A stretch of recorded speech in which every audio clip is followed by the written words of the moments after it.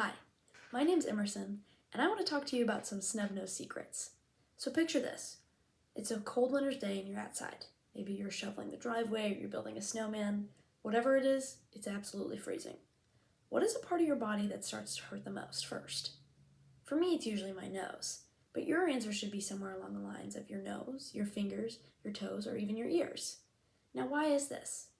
Whenever the temperatures drop, our bodies reroute blood from our extremities, the parts of our bodies that stick out further from the rest, like my ears, and they'll reroute the blood from those parts into our more vital organs, like our brains and our hearts, because in the long run, those are the things that we're going to need to survive, right? Well, due to lack of circulation, these parts of our bodies are more subject to pain and more subject to things like frostbite in extreme cases. So what do we do to combat that? Well, hopefully in the winter you're layering up, wearing things like hats and gloves and scarves and socks and shoes. But what do animals do to combat this kind of pain? It's not like they have knitted scarves laying around, right?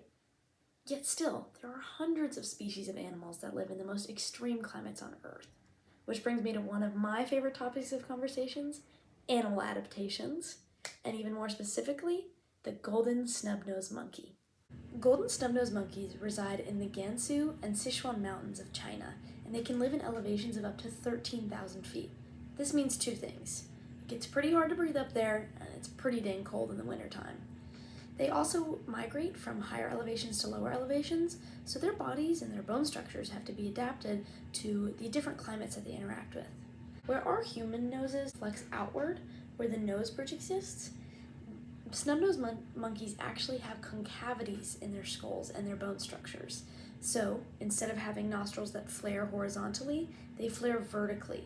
Now, this does two amazing things for these monkeys.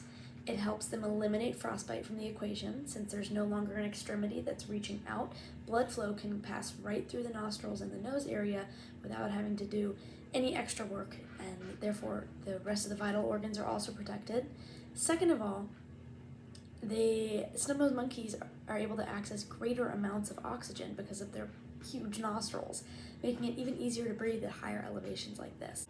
And while they are nothing short of fascinating with their brilliant hues and funky bone structures, golden snub-nosed monkeys are important for other reasons too.